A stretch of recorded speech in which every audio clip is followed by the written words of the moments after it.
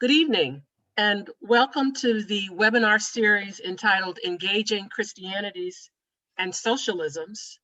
Tonight, we offer the first of three webinars entitled What Have Christianity and Socialism to Do with Each Other? These webinars are sponsored jointly by the Wendland Cook Program in Religion and Justice and the Institute for Christian Socialism. My name is Angela Kauser. I'll be your moderator tonight. Dr. Aaron Stauffer will be our timekeeper. The Wendland Cook Program in Religion and Justice, an interdisciplinary program located at Vanderbilt University Divinity School, focuses on issues of justice that arise at the intersection of religion, economics, and ecology. Founded in 2019 by Dr. Jörg Rieger and supported by a generous gift from Barbara Wendland, the mission of the program is to develop resources and opportunities for students, scholars, clergy, and activists to envision and create a more just and sustainable world for all. Our second sponsor is the Institute for Christian Socialism, or ICS, which is an ecumenical institute founded on the conviction that the socialism of the gospel is irreconcilable with capitalism and demands Christian participation in the emergence of new forms of political economy today. The Institute is also founded on the belief that both traditionalist and progressive churches are failing to grasp not only the depth of capitalism's control over Christian existence today, but also the roles that they play in sustaining it. ICS is therefore organized to address the need for collaborative attempts to analyze our present political, social, and economic situations, and to support the construction of democratic, sustainable, and just social relationships that facilitate our transition beyond capitalism. Our purpose in organizing these webinars are fivefold. First, to lift up Christian socialism. Second, to be thought leaders in the work of upbuilding Christian socialist movements. Third, to boost the profiles of Wendland Cook and the Institute of Christian Socialism. 4, to revive and reclaim emancipatory socialist Christianity. And 5, to build power. I'd like to, before we begin the panel, introduce our panelists tonight, of which there are 3. The first is Dr. Cynthia Molabita. She serves as Professor of Theological and Social Ethics at Pacific Lutheran Theological Seminary of California Lutheran University, Church Divinity School of the Pacific, and the Graduate Theological Union, where she serves on the core doctoral faculty. Dr. Molabita is also the director of the new Center for Climate Justice and Faith at Pacific Lutheran Theological Seminary. She is the author of many award-winning books and articles.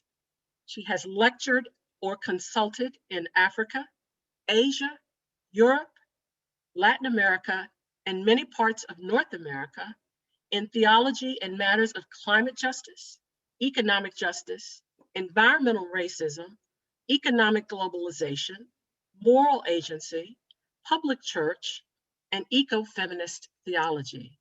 Dr. Molabita, welcome tonight. Our second panelist is Dr. Jörg Rieger, who serves as the Distinguished Professor of Theology, Cal Turner Chancellor's Chair of Wesleyan Studies, and the founding director of the Wendland Cook Program in Religion and Justice at Vanderbilt University. Dr. Rieger is author and editor of 24 books and over 160 academic articles. His works have been translated into Portuguese, Spanish, Italian, Croatian, German, Malayalam, Korean, and Chinese. Our third panelist tonight is Dr. Cornel West. Dr. West is a prominent and provocative democratic intellectual. He has taught at Yale University, Harvard University, the University of Paris, Princeton University, and most recently, Union Theological Seminary in New York.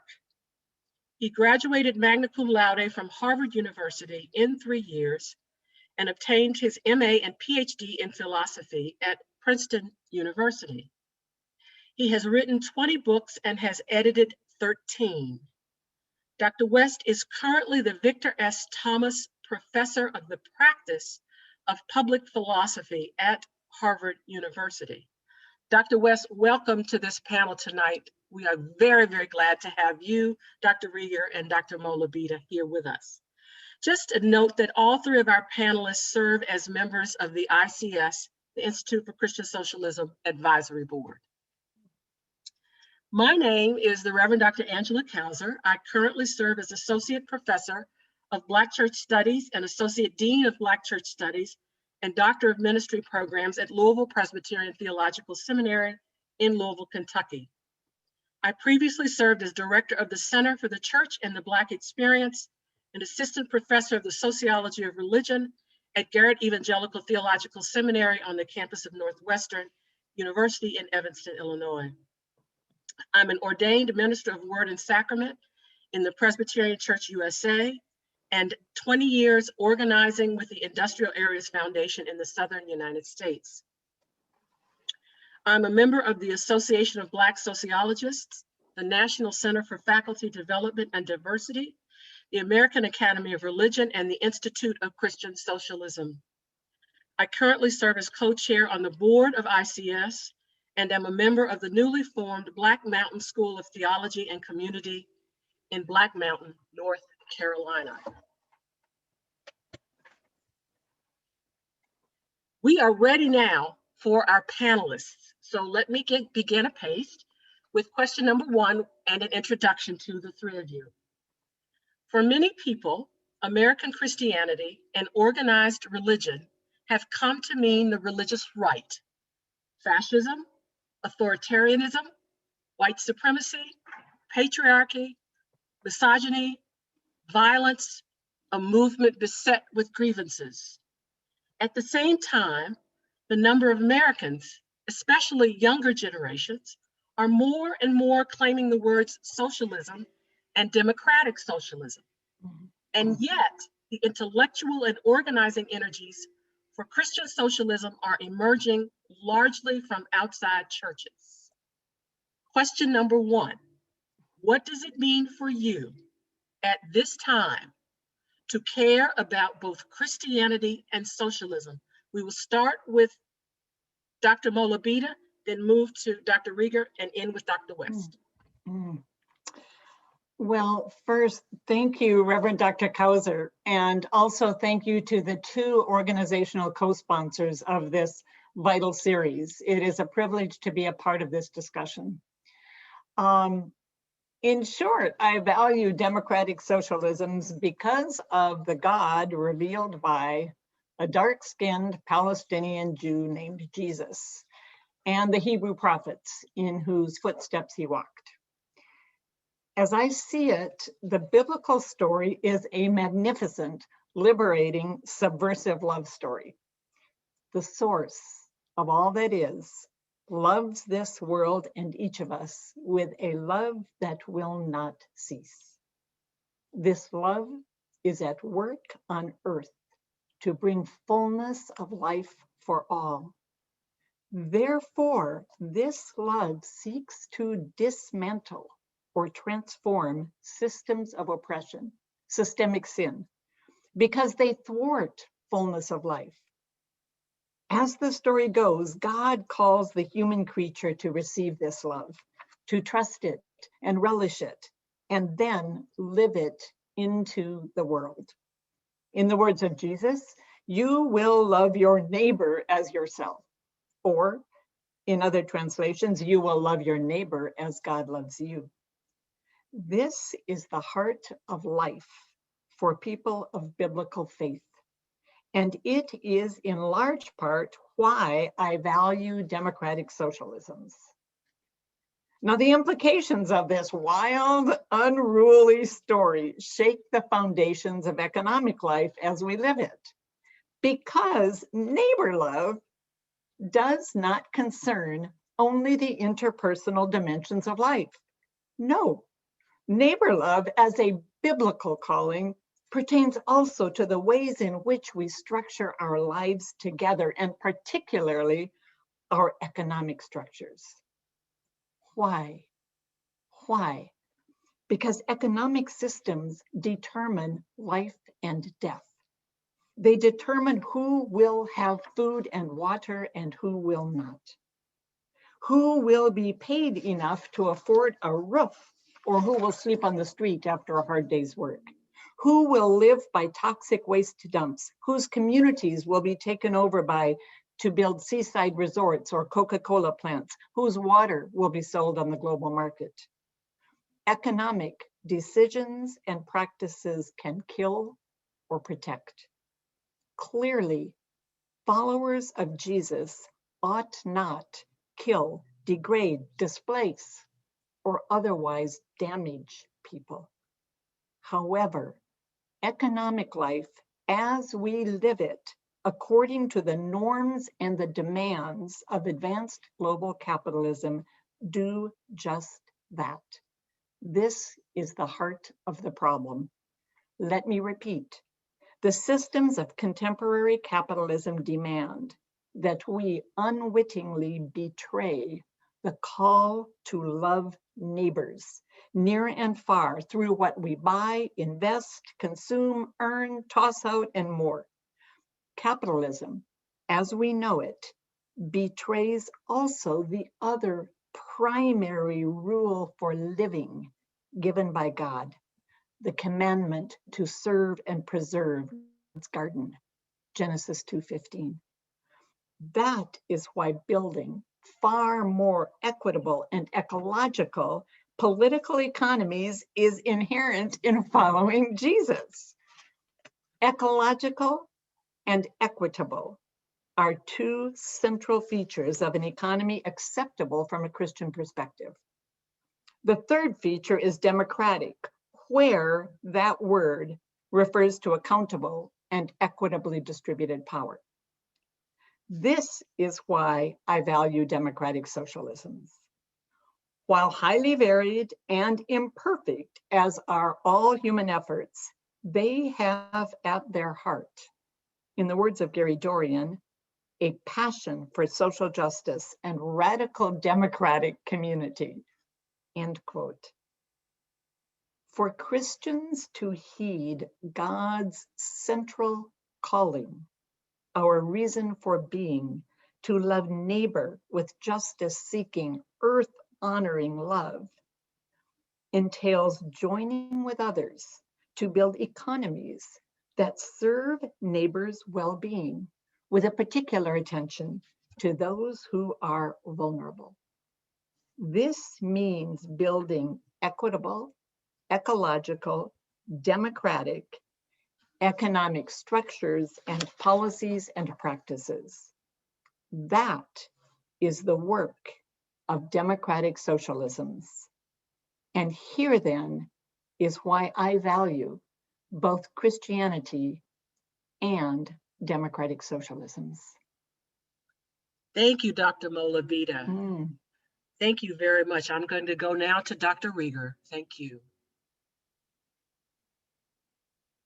Yeah, thank you so much for the introduction, Dr. Kauser. Thanks for getting us started, Dr. Molavita. This, in a way, reminds me, people don't remember this, but about 100 years ago in Texas, Northeast Texas, Southeastern Oklahoma, they had Christian socialist camp meetings where they brought together as many as 10,000 people about 100 years ago. And we don't quite have 10,000 people today, but I believe we have a significant crowd. So I want to welcome everybody, and I'm really glad to be here and to have this conversation. So why care about Christianity and socialism? I have really two key words I want to bring to you today, and they are transformation and people's agency.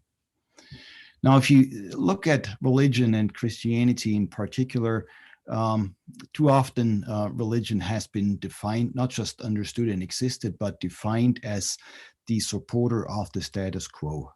And this is the opposite of transformation and agency, right? This is especially true for Christianity, supporting the status quo. It did not allow for transformation. It did not allow for people's agency. So what we need to do, and what's also been happening for 2,000 years, fortunately, is that we have to rethink Christianity once again. If you think back to the Jesus movement, this is a movement that's about transforming the world. It's not just about personal issues. It's really about building power in the community and throughout the Roman Empire of the time. This is true what scholars tell us, even for others, other writers in the New Testament.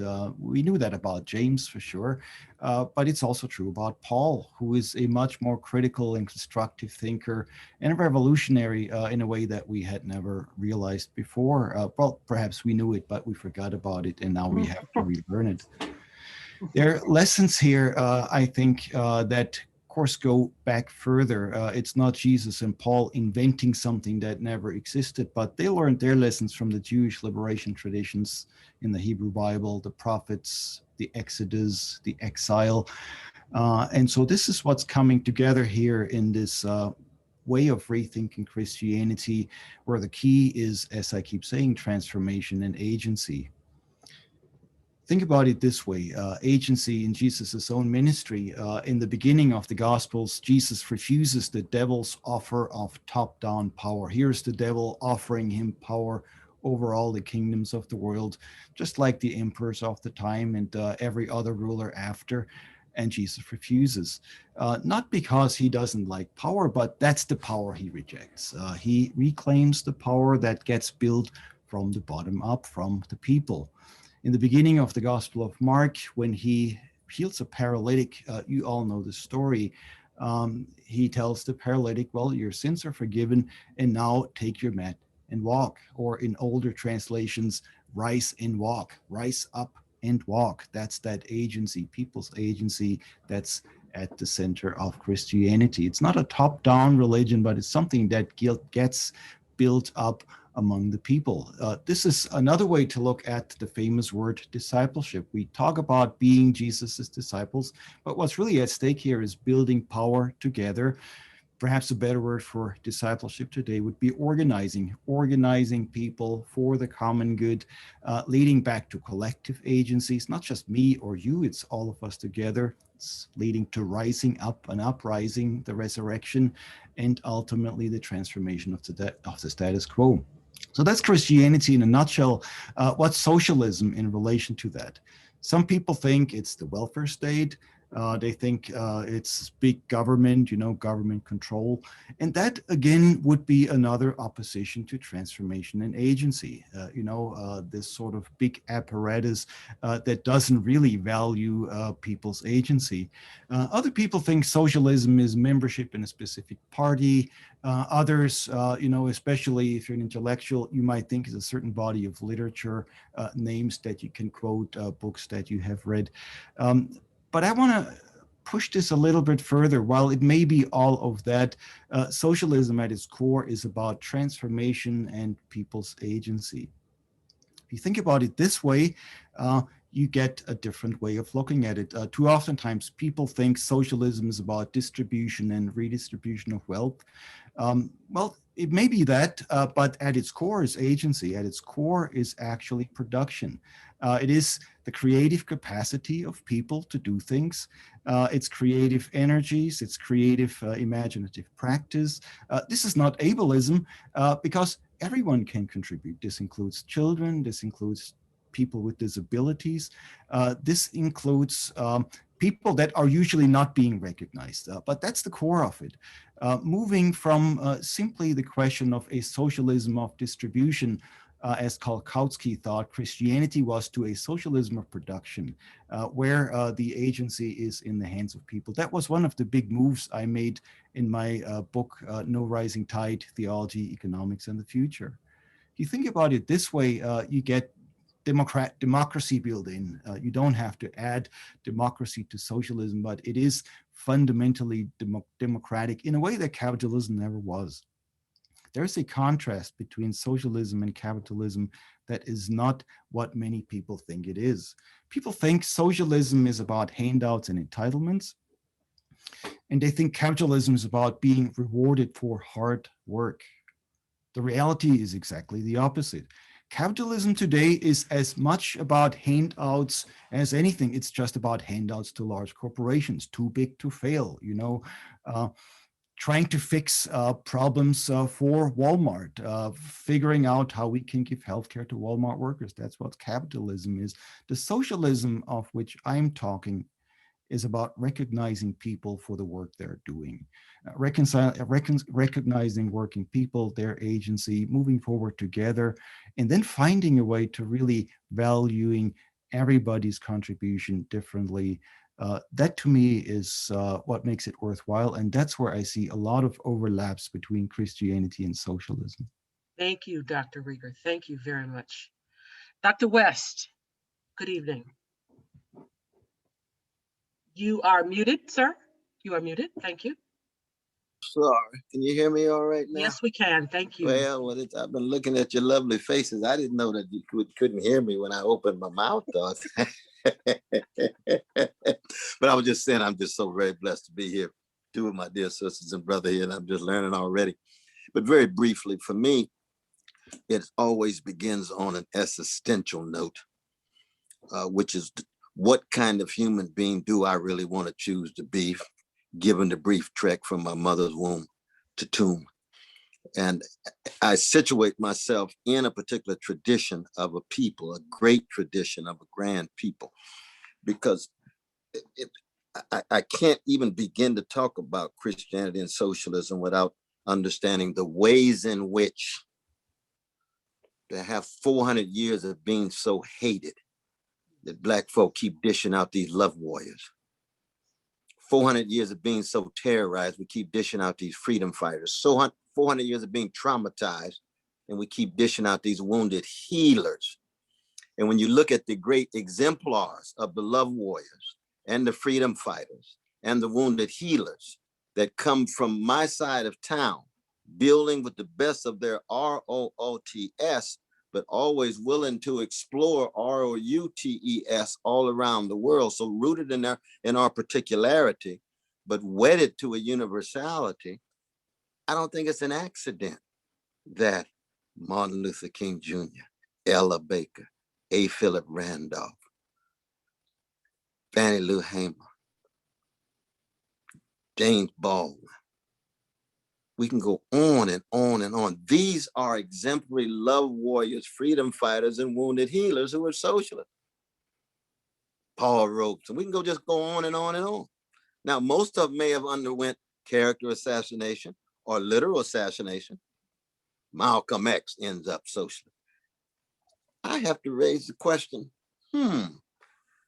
as a fallen, finite creature that I am, cracked vessel that I am, I've got to learn and listen from these voices who have decided to be certain kind of human beings. Now, the degree to which the Christian pole and the socialist pole, they are in no way synonymous. Christianity is a way of life. It's a mode of being in the world. The early Karl Barth said, radical love and freedom, radical freedom in love. It's about a deep commitment to integrity, honesty, decency, generosity, and then the three virtues of the Christian life, of that faith, hope, and love, you see. Socialism is a particular organization of a society in which there's democratic accountability for elites at the top to ensure that the basic needs of citizens are satisfied and that the voices of people can shape their collective destiny. This is in the face of ecological catastrophe. It's in the face of economic catastrophe. It's in the face of patriarchal catastrophe, homophobic catastrophe, white supremacist catastrophe, in the face of political and personal catastrophe. Now, socialism will never be able to speak to the issues that have played such a fundamental role in my life, which is death, dread, despair, disappointment, disenchantment, and despondence. Socialism is concerned about the way in which institutions are organized. So it is a particular moment within a larger prophetic Christian Weltanschauung or prophetic Christian worldview. And so we're talking about overlap. We're not talking about identity claims.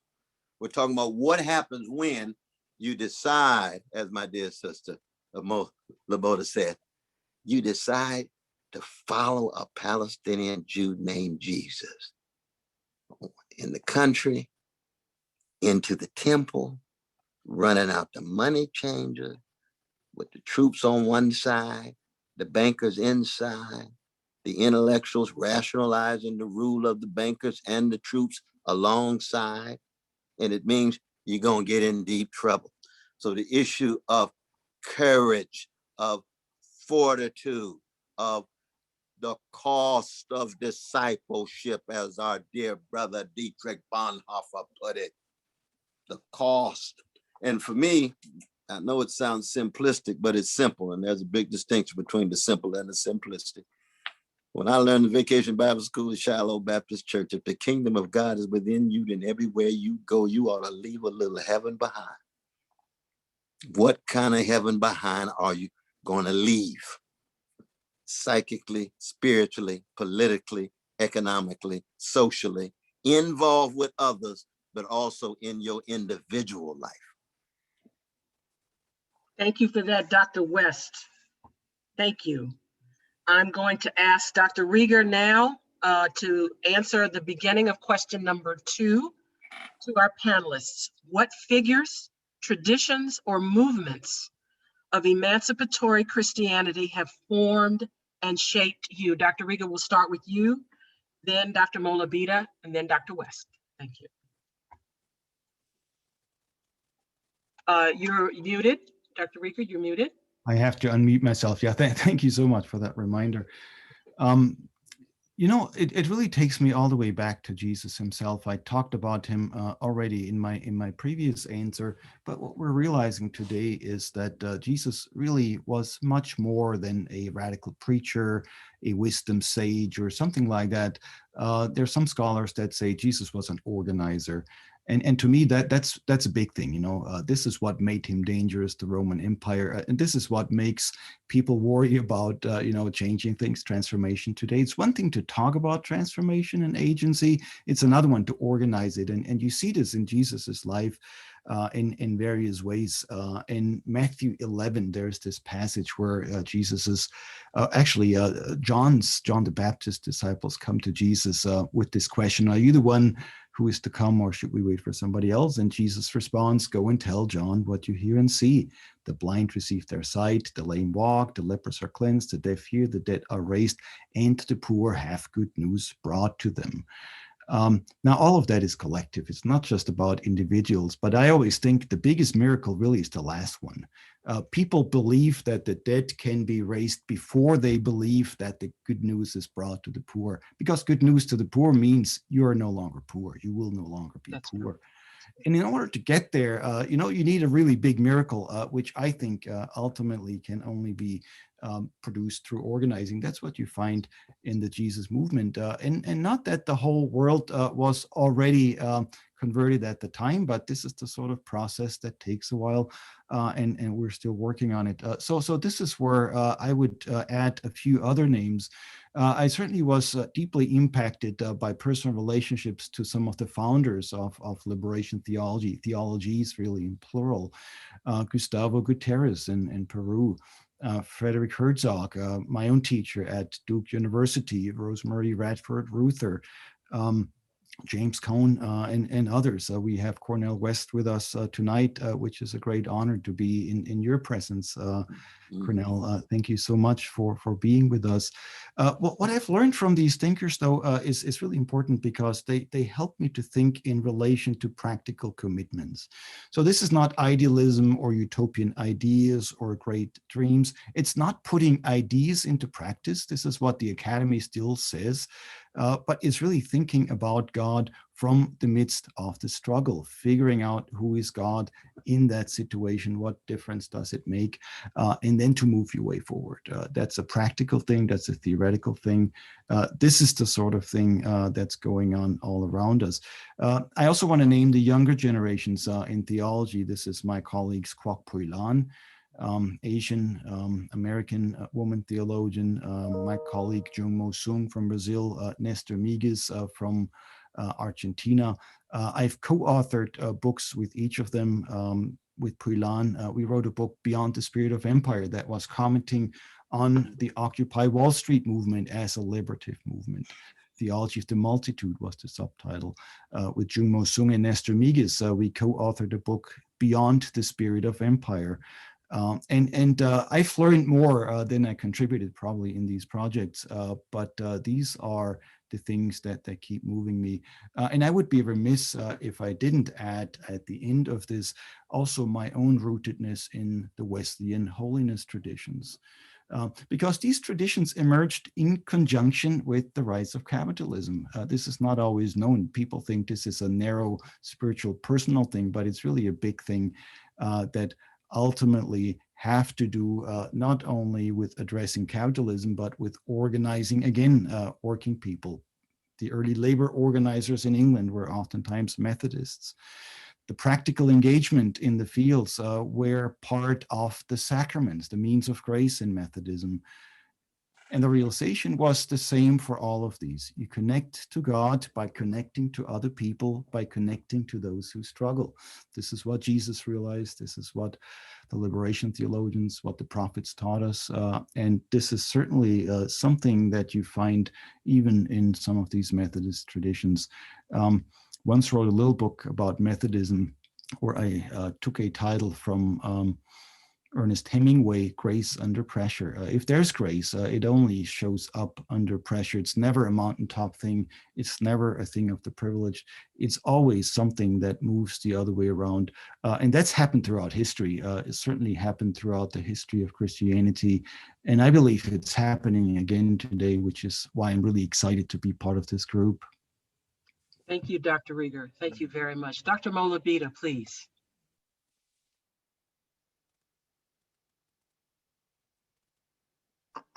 I've been profoundly influenced by so many movements and people, but I'd like to note a kind of unlikely combination of Martin Luther and Latin American liberation theology practitioners in the late 70s and early 90s, and the Beguines, a medieval movement of radical women, and womanist theoethicists. In my early 20s, while working and living in Central America, I encountered and I worked with campesinos and leaders of base Christian communities and other practitioners of liberation theology, although they did not all use that term. And I was blown away by their courage. Dr. West, you mentioned courage, and it was their courage, blatant courage in the fights for justice. They shaped my life, and they are still with me. Later, I began to follow my instincts. Later, after having left the church and come back to the church, I was following this instinct that Christian traditions hold incredible sources of power for challenging systemic injustice. And I wanted to get to know faith forebearers who challenged a dominant political economy that was assumed to be inevitable and challenged the social construction of Christianity in their time, and did so out of a deep sense of God's indwelling presence within. And I landed for a time on Martin Luther and the Beguines, and both of them have influenced me tremendously. As an ecofeminist liberationist working with Luther, I certainly honed my skills in combining appreciation with deep critique and retrieval. There is a great deal to critique in Martin Luther. And there's a great deal to retrieve in his work that has been ignored, largely ignored by North Atlantic Lutheranisms, especially his radical economic ethics that denounced explicitly and theologically denounced the emerging capitalism of his day. He insisted, for example, that Christians could not charge what the market will bear for essential goods, because so doing would damage the poor. Get that, any of us who own mutual funds right now.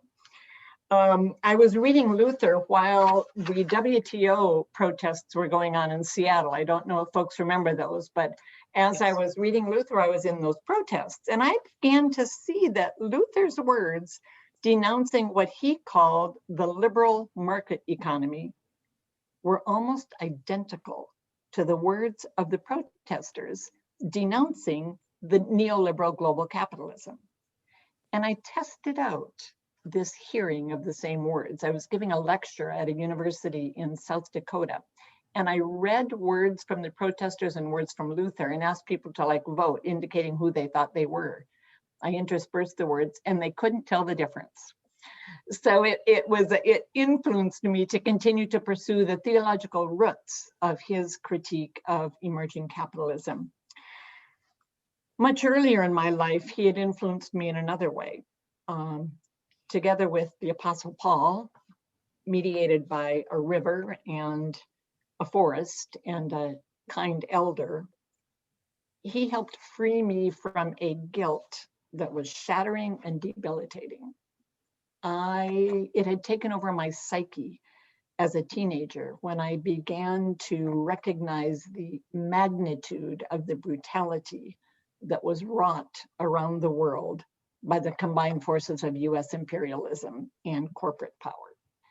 As an idealistic young person, I came to hate myself for being a white middle-class American, and it was a horrible kind of hatred. The story is too long to tell here, but I turned to a former youth director in my despair. He took me to a creek in the forest and read to me from Romans about the unconditional love of God, and I was overwhelmed, embraced, engulfed, emblazed with a sense that I was beloved, regardless of what. That has shaped me. Now I know fully that every person on earth is infinitely beloved and precious and has all the rights and needs of other persons. And that knowledge is part of the energy that fuels me. I was also influenced at some point in my middle school years by a single lecture given by William Stringfellow. And that helped to shape my future from that early point in my life. And I would say that more recently, in the last 5 to 10 years, womanist theoethicists, and particularly Emily Towns, have been guiding my understanding and my praxis and have shaped my understanding of neighbor love and my understanding of the human being's relationship to God and its relationship to social transformation. So I am deeply indebted to womanist theological ethicists for what they have given me in the last decade of my life. And I could go on forever, Dr. Kauser, but I'll stop there because we have others to hear. Thank you for such a fulsome and beautiful and moving answer. Thank you very much. Dr. West. Well, it's just marvelous to be here. I'll be very brief because I try to be ecumenical in terms of my sources of inspiration. But I'll be very selective tonight because when I think first of the organic intellectuals who have made such an impact on my sense of vocation, Gerard Winstanley of the English revolutionary moment, using Christian faith to bring powerful critique to bear. David Walker's great appeal, colored citizens of the world. Deep Christian insight and back to courage again. See, he knew he'd be dead, which he was. Mm. Just a few months later, of course, in the hotel here in Boston. I think of R.H. Tawney. I think of early Reinhold Niebuhr. The later establishmentarian Niebuhr is a different question. Moral Man and the Moral Society has had tremendous impact on me. No doubt. Howard Thurman, very much so. Bell Hooks, very much so. Gustavo Gutierrez, who I was blessed to teach with in the 70s with Cone, taught a big course on Walter Rauschenbusch when Gustavo came from Peru. Miles Horton has meant the world to me. But brother founded the Highlander Center with his wife, who's a co-writer of the We Shall Overcome, the great anthem, the Black Freedom Movement, written by Vanilla Sisters. Very interesting. You see, that's the embrace. That's the solidarity. It's not about narrow neoliberal discourse about identity weaponized in order to find a place in the class hierarchy and in the imperial hierarchy. But it's grounded in an integrity and solidarity for the fundamental transformation.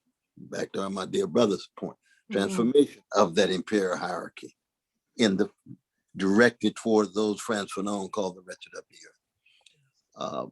And of course, I mean, you know, Jim Cone and Martin King and Malcolm X and Fannie Lou Hamer. But one last point I'll make, and that is the artists and the musicians. The everyday people on the ground who are willing to be so visionary and courageous, who constitute a kind of leadership that's often invisible. But when it does surface, it's often in an artistic way in raising their voices. And see, I come from a people whose options have been so truncated. Pharaoh is on every side of the bloody Red Seas. And so you have to sing a song just to keep moving.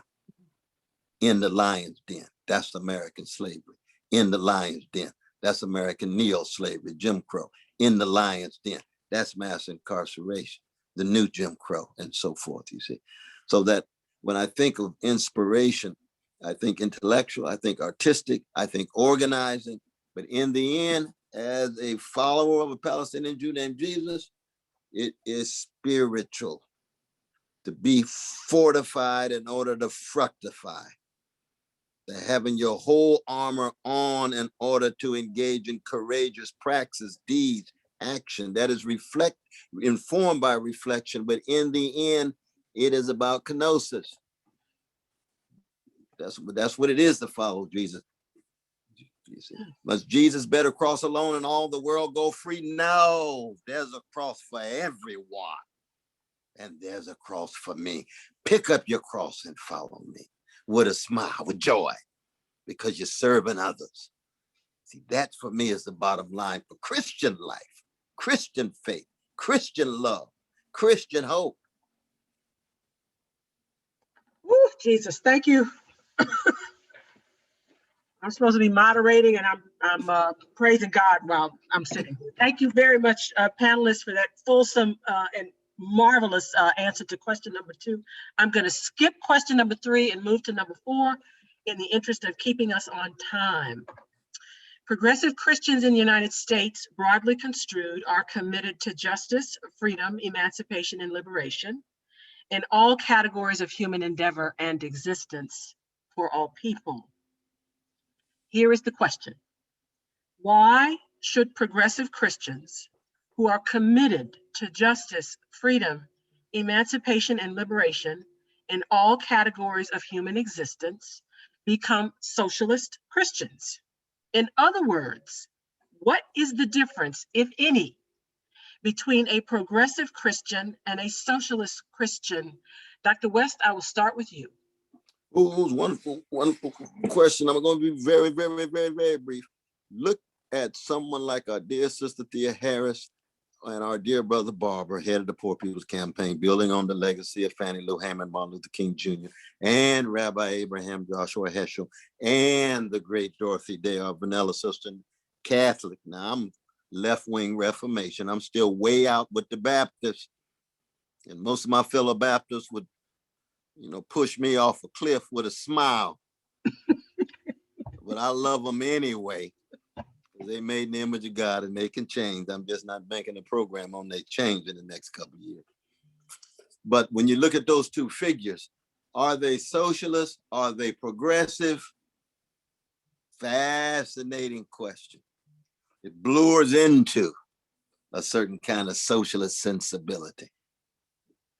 So that in that sense, you know, I'm less concerned about the ism and I'm more concerned about the courage and the prophetic witness and the willingness to focus on precious, poor, and working people, no matter what color they are, calling for a multiracial solidarity. Dr. Mola Bida?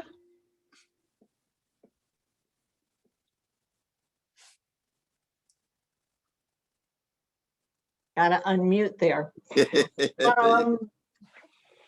Practicing justice, freedom, emancipation, liberation, by definition, includes seeking to dismantle racism, seeking liberation from white supremacy and the racist structuring of society to privilege whiteness. That in itself is a massive realignment of life, including basic consciousness for white people. Many Christians, individuals, denominations, and congregations are moving in that direction, fallibly, feebly, haltingly, but moving there. However, a necessary but often ignored aspect of dismantling racism is recognizing its ties with capitalism.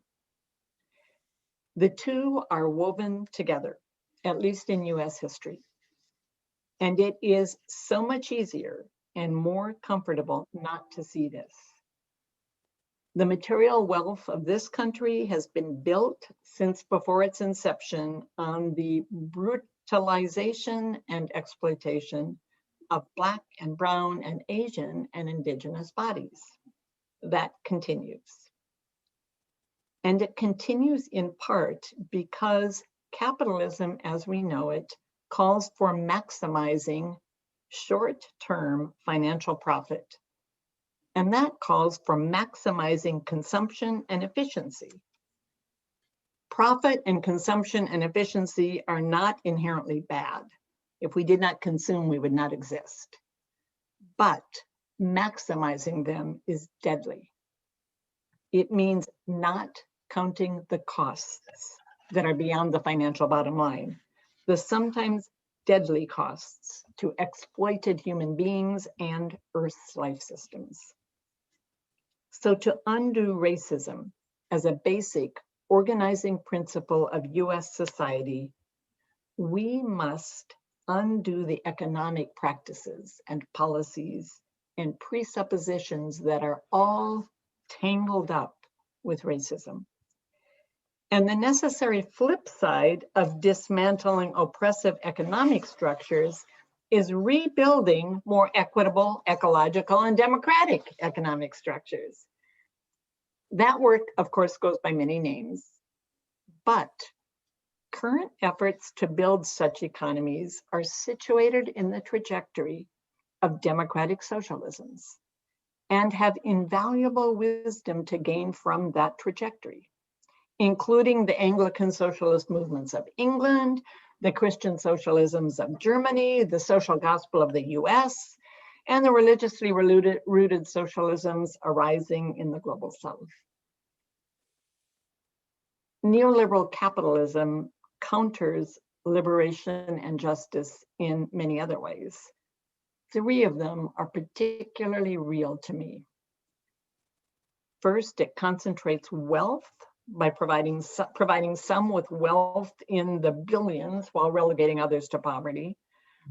Second, by concentrating wealth, it concentrates power, thus undercutting democracy.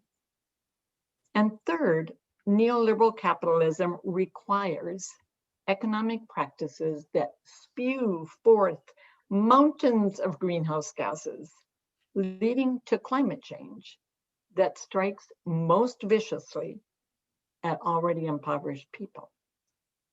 So, in short, neoliberal capitalism is a threat to social equity, to democratic tendencies and trajectories, and to Earth's fragile life systems.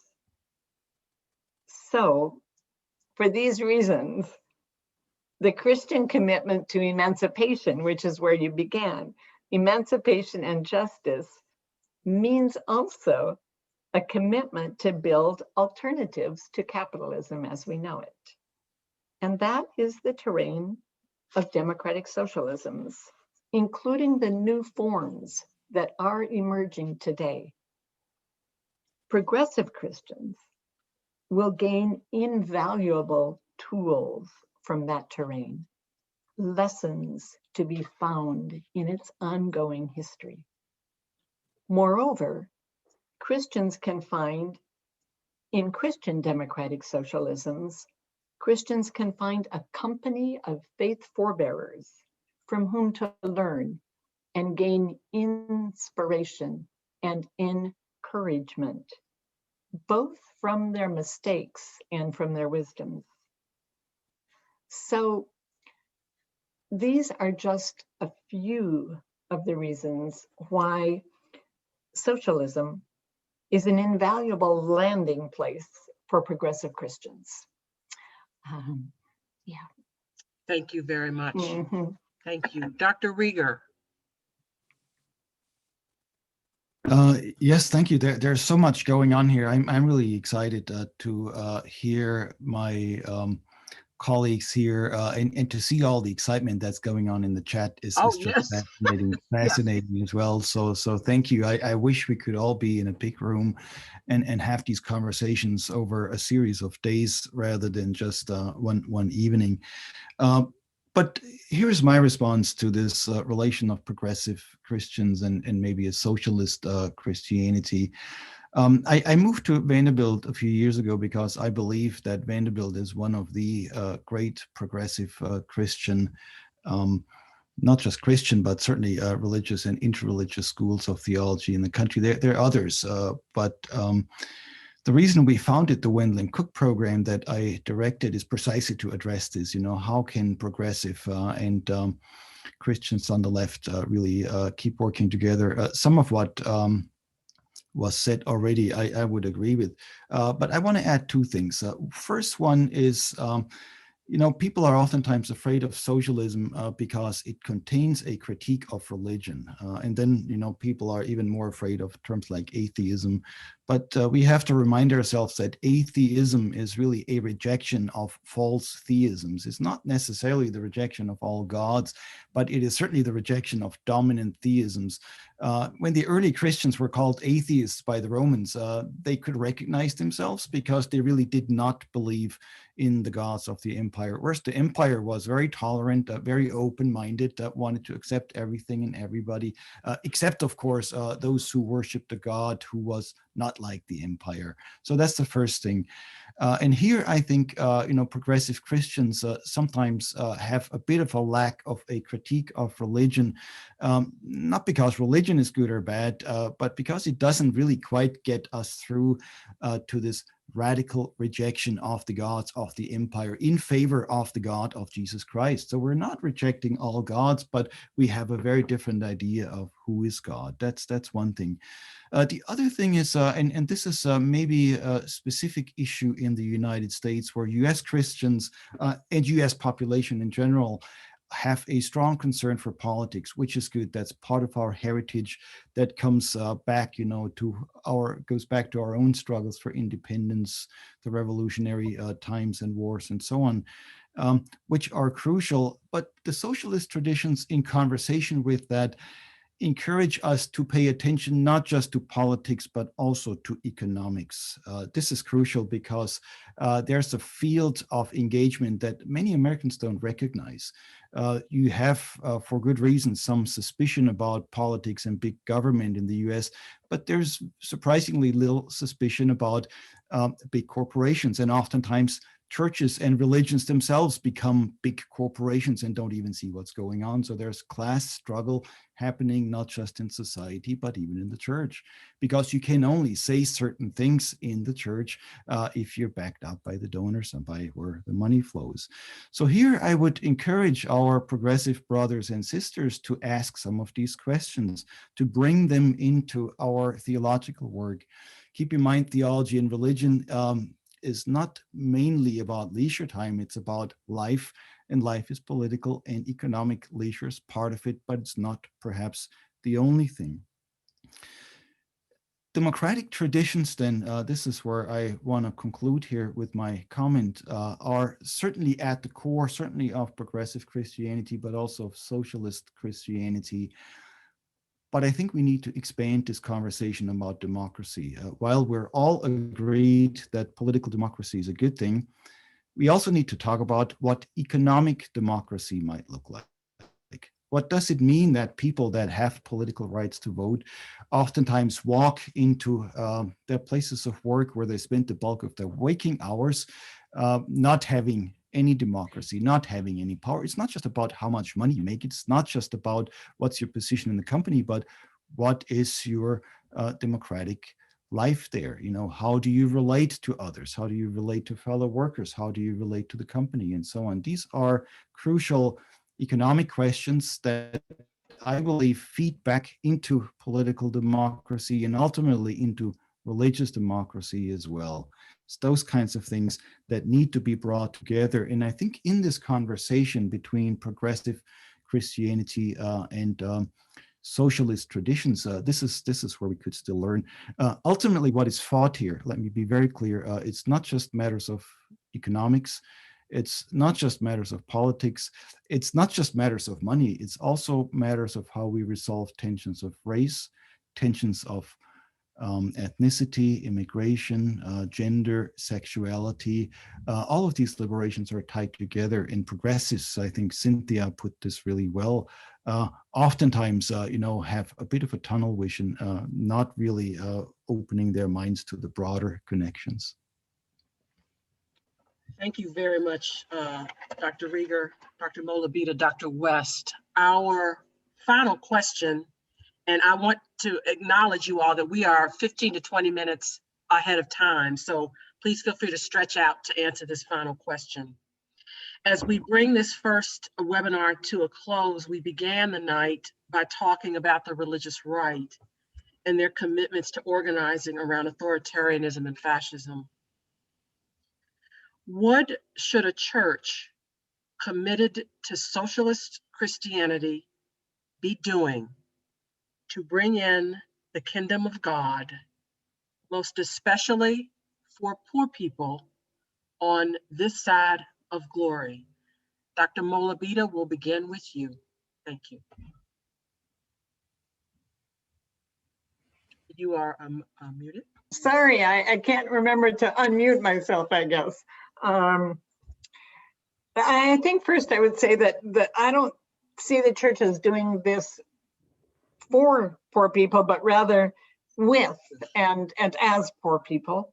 And I also learned not from a friend of the Global South not to call poor people, but rather impoverished, because systems have made them poor. So I'm going to toss that out as a part of my response. But then I also need to say that I am a Lutheran, critically situated in that tradition. And as such, I have a really strong theology of sin, especially structural sin. I have a book on resisting structural evil. That's the name of it, Getting at Structural Sin.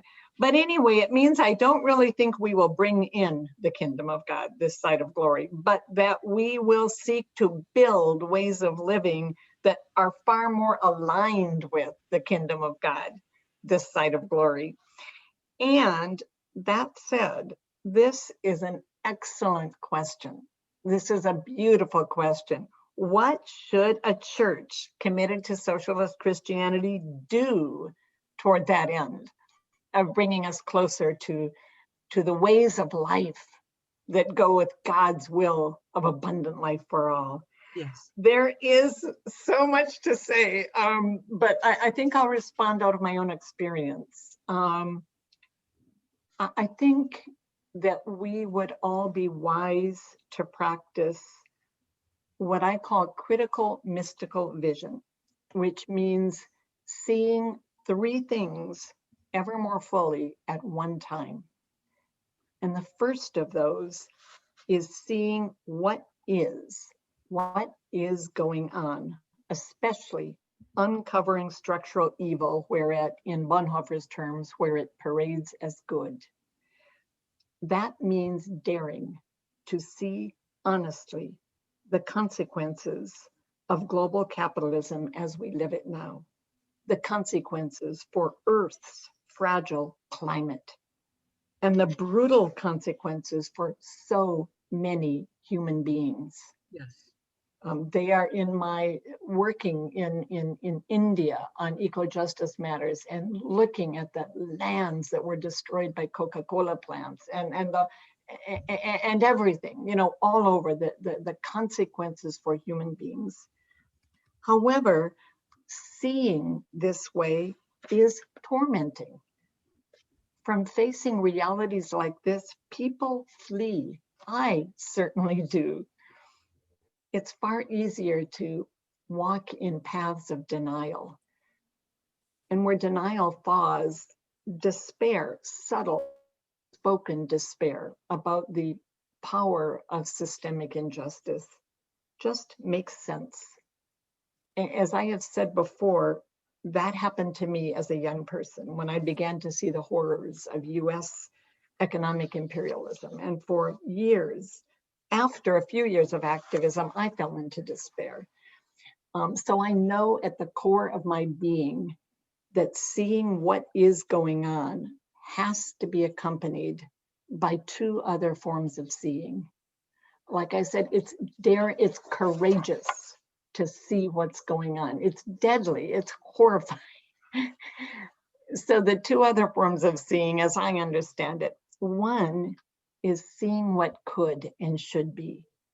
That is, more socially just and ecologically sane and compassionate forms of economic life already in the making, in our backyards and around the globe.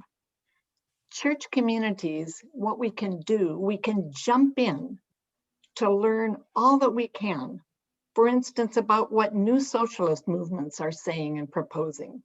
Read the Bias magazine. Read the summer 2020 issue of Tikkun magazine regarding socialism. Learn the history of Christian democratic socialisms. Read Gary Dorian's books and many others. Sit with this history as our ancestral lineage, drawing upon it, studying it, claim ourselves as the descendants of resistors, grounded and encouraged by faith in God. Connect to current democratic socialist movements here and around the globe, and practice defying the myth that capitalism depends upon. It depends upon many myths, but one in particular is that it is inevitable, impenetrable, unchangeable. That is the myth that I've learned people believe in speaking all around the country. We can't really change it. So practice defying that myth. We can practice defying that myth on three levels. Practice it in our behaviors. What we buy, what we invest, what we eat, how we transport ourselves. Practice it in working for social structural change through community organizing, through public policy advocacy, through social movements and demonstrations. And practice it on the level of worldview and consciousness change. Who are we on this earth anyway? What is our purpose? We are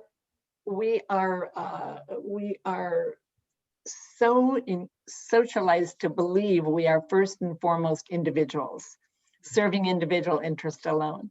So what I'm saying is to link together the practice of what could be by working on those three levels, our behaviors and lifestyles as individuals and congregations, etc. Our work on structural change, and our work on worldview change. And that is partly the work of liturgy and theology, taking seriously what our Eucharist means and what our baptism means. So the second mode of vision is seeing and practicing what could be. But then there's a third mode of vision in what I call critical mystical vision. And the third mode is seeing the power and presence of that intimate mystery that we so lamely call God at work in the world, luring us, leading us from what is toward what could be. And that includes, of course, what could be economic practices and policies and principles that enable all people to have the necessities for life in its fullness and allow Earth's ecosystems to flourish.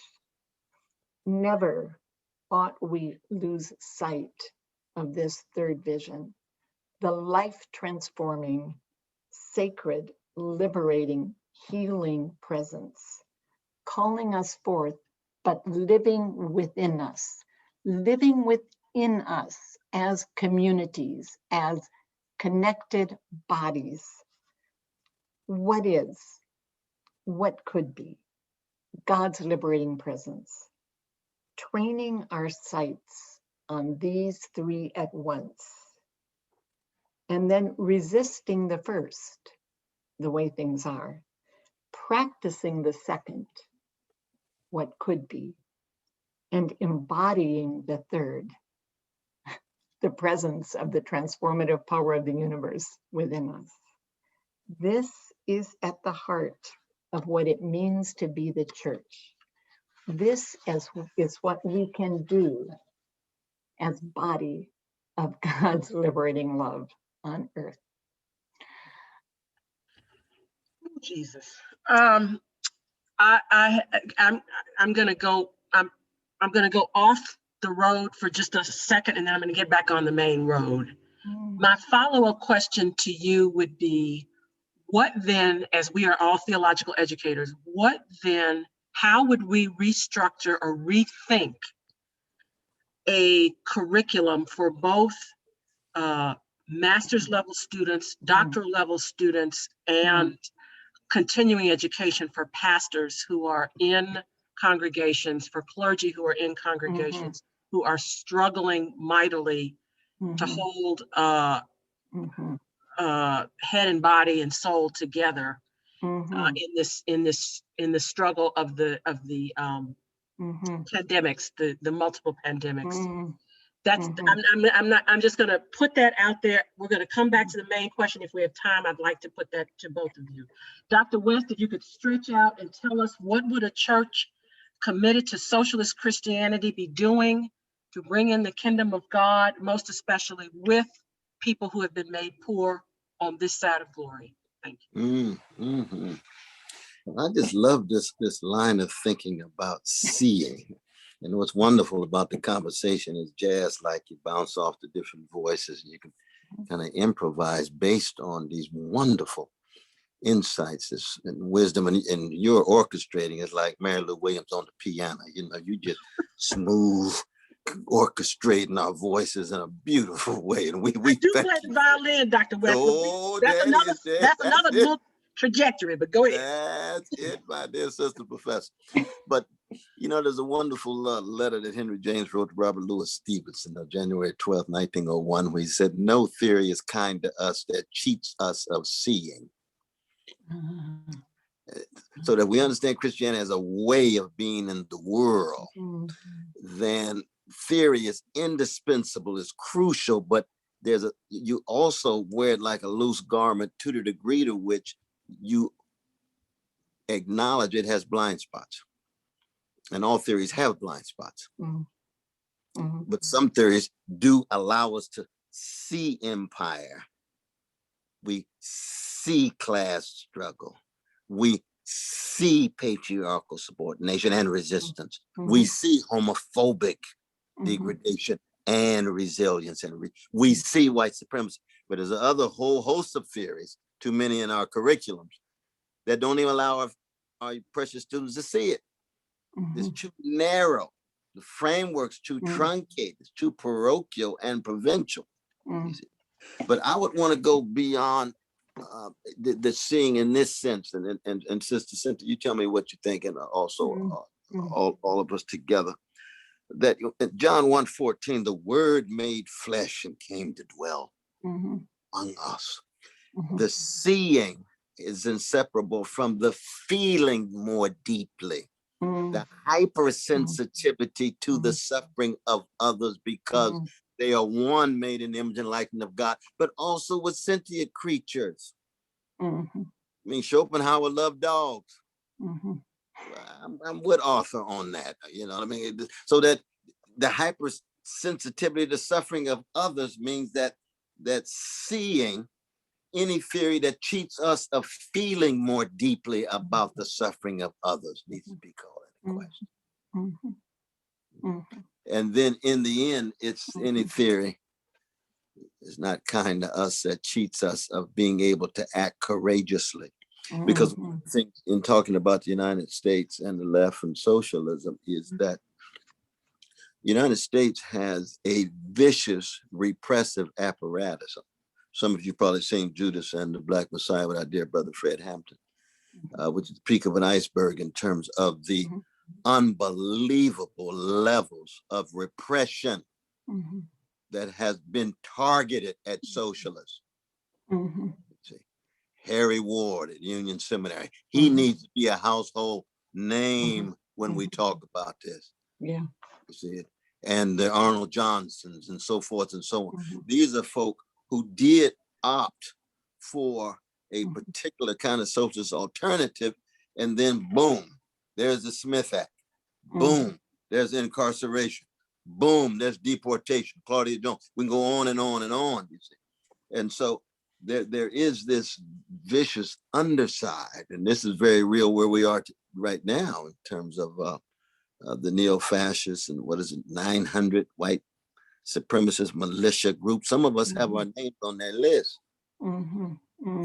to be targeted. You see, that's what it is to live as a Christian with a certain cost, not falling into the trap of hatred or drinking from the bitter cup, the cup of bitterness. You still have a certain acknowledgement of their humanity, but the reason why we are weak and feeble is one, we don't have a constructive vision and analysis and project and program, and because when we have attempted to do that, they have tried to crush us like cockroaches.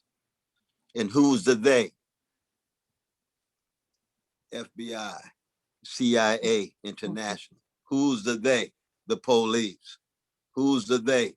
The spies on the inside, the informants, and so forth and so on.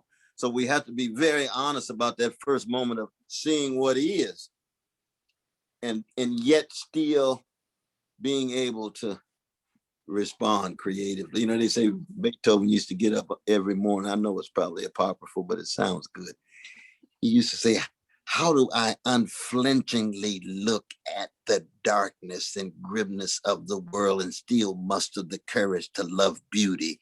Here's Opus 131 string quartet. What you gonna do with that? Ludwig, thank you, thank you, thank you. How do you look and see the ugliness and yet still generate the goodness and the beauty and the holy? Oh, that's the blues. So that the artists again play an important role, given just how ugly that that repression has been in talking about socialists and Christian socialists in the United States. And it's true in other parts of the world. You know? Lord Jesus, what would our Sunday schools look like if we had a constructive analysis, vision, and organize it as at the center of the Sunday school? Ooh, let me get to Dr. Rieger. But we used to do that. We used to do that right here in Boston when I was superintendent of the Sunday school at Mount Pleasant Baptist Church under Boykin Sanders, where we had the Panther Breakfast program during the week, and we had the kids in the Sunday school on Sunday, and we had Jesus at the center. But shoot, we had some Franz Fanon. We had some Mary Daly back then. We had some Mary Daly. She was right at Boston College. She'd come in and blow their mind. blow our mind. It blew my mind. But the important thing is we had an all-embracing dialogue, though we acknowledge that we put this Palestinian Jew named Jesus, the Christocentric content right at the core. I'm sorry to keep jumping in like that, but I'm just giving you examples. No. Yeah, absolutely. Just agitating my spirit, and I'm loving it. I'm loving it. Dr. Rieger, you're going to bring us home with the final answer to this question: what should a church committed to socialist Christianity be doing to bring in the kingdom of God, most especially with people who have been made poor on this side of glory? So you're asking me to do the altar call. I think in a way, we'll see how far I can get. Yes. I'm always calling myself back to the altar for sure. And that's where I want to start really, because I talked about atheism there a minute ago, right? From one of my teachers, Frederick Herzog, I learned that if you want to be a good theologian, you have to have become an atheist in the face of pain. In other words, your theisms have to go out the window in the search for the true God. And I think that's the starting point. We have to reclaim not just our visions of God, but our experience of God. We have to look for God in the places where we might not suspect that God is at work. Eberhard Bethge, one of the main biographer of Bonhoeffer, put it this way. He said Bonhoeffer believed that if you want to find God, you have to follow God where God has preceded us. And that means, of course, God is everywhere to some degree, but we really have to look for where God is at work, where Jesus was at work. What is Jesus doing now, right? All these things. And once you start looking there, this will change not only the way of the church and the way of Christianity, but it may be changing the world of religion in general, looking for God in these different places. This is not just an intellectual question, even though I'm a systematic constructive theologian. This is a matter of reclaiming a relationship with God and with other people. Now, keep in mind, when I say relationship, my main worry is not individualism. A lot of people say, well, individualism is the big problem. Well, individualism is the myth of the powerful. They want us to believe that they have built it all themselves. Yet the person at the top who claims to be the individualist who built it all by themselves is really the most connected person of all. It's just that we don't see the connections. We don't make them visible. There is a distorted relationship. There are many distorted relationships in place. And in order to come to true relationships, we have to address those. This is the question of the relationship of labor, first of all. Who is exploiting whom, who benefits from whose work. Once that's asked, once that's resolved, it seems to me we can really start building new relationships with each other and ultimately with God as well. Want to emphasize two things here in conjunction with that. One is about ecology, and the other one is about economics. Everybody knows that ecology is also a matter of relationship, right? We're all clear about that. But what kinds of relationship? And here I think we're sometimes fudging a bit. We're not talking about the Anthropocene, which according to some people means that humanity, there are now so many of us that we're destroying the planet. But if you look at the numbers, the 100 largest corporations in the world are responsible for 70% of CO2 emissions in the world. So it's not all of humanity. It's really certain powerful interests, certain interests of power, might, and wealth, if you want to put it this way. That has to be addressed in order to reshape relationships. So maybe we're not living in the Anthropocene, but in the Capitalocene. And if you want to change something, we have to face it. You can really talk much more about ecological relationships, agency of people. I talked about transformation and agency in the beginning. I'll come back to it now.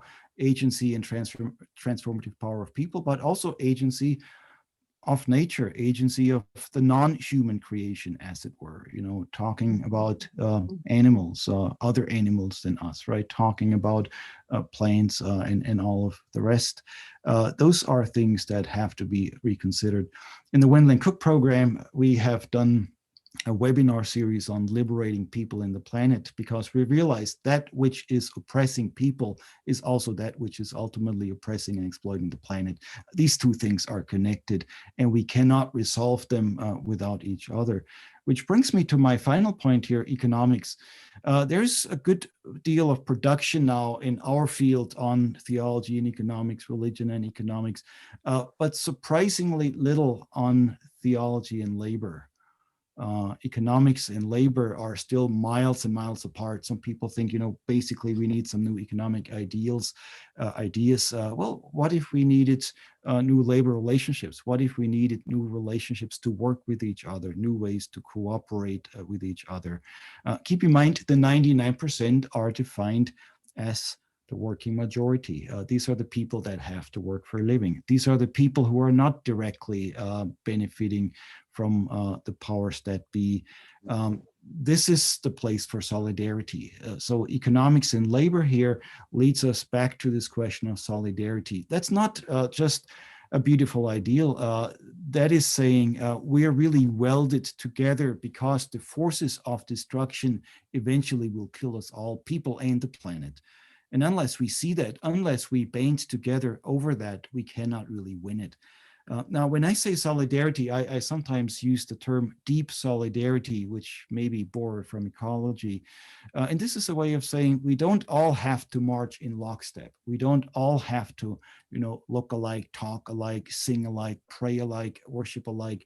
What's much more important is that we bring our diversities to bear.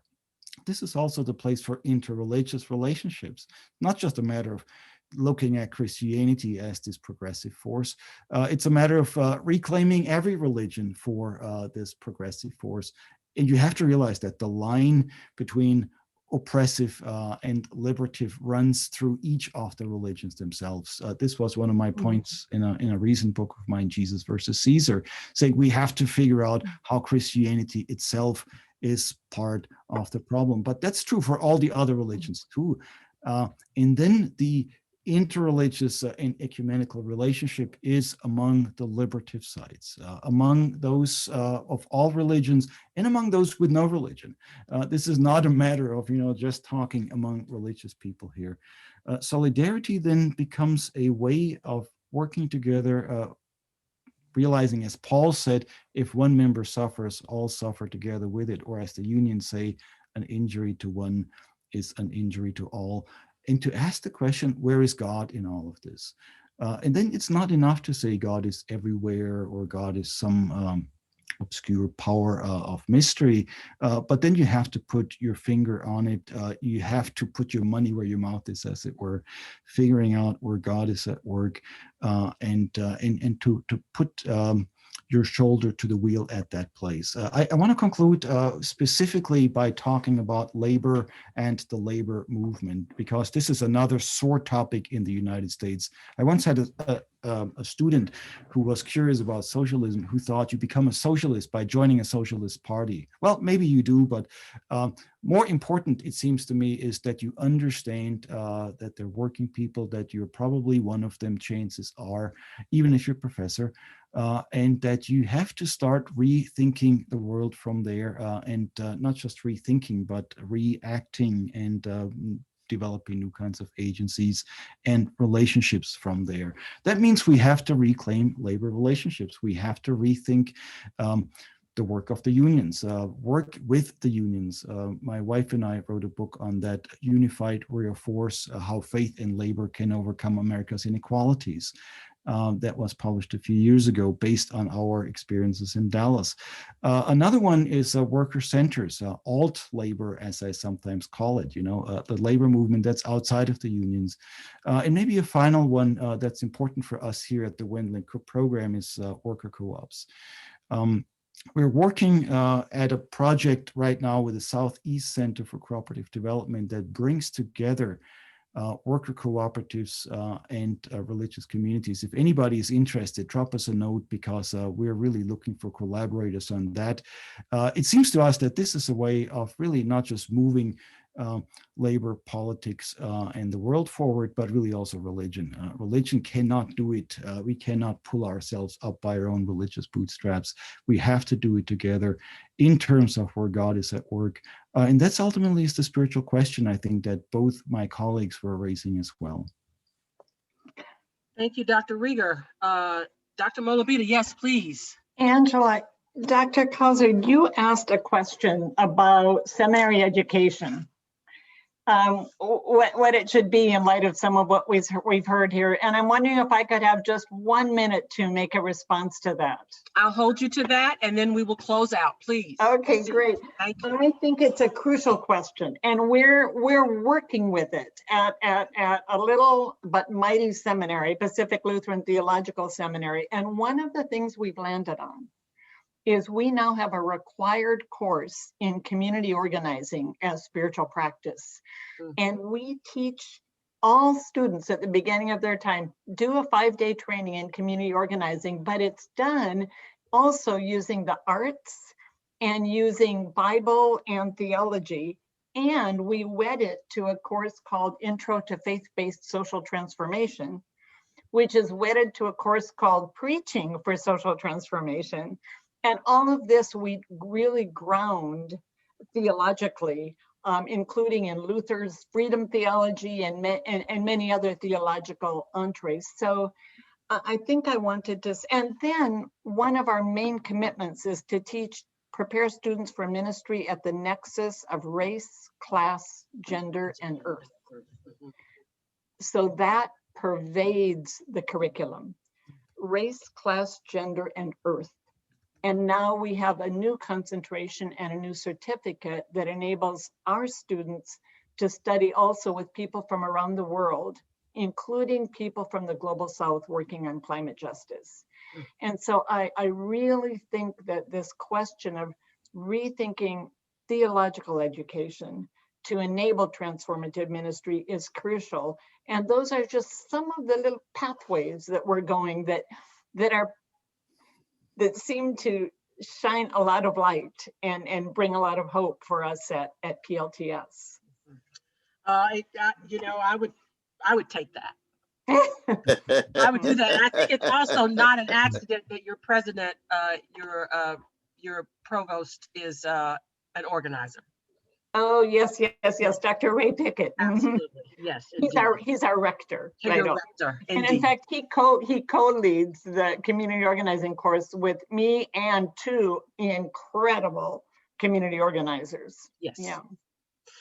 Let us end on time. Let me summarize briefly and then give you some final notes.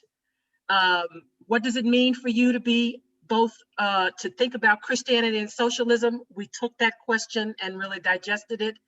We looked at figures, traditions, and movements of emancipatory Christianity that have shaped and formed your lives. We have looked at the difference between progressive Christianity and socialist Christianity and really argued back and forth what that would look like.